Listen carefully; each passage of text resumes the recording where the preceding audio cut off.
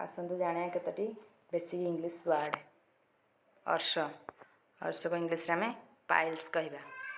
हृदघात हृदघात को इंग्लिश रे आमे हार्ट अटैक कहबा। जंत्रणा जंत्रणा को इंग्लिश रे आमे पेन कहबा। पूज पूज को इंग्लिश रे आमे पॉज कहबा।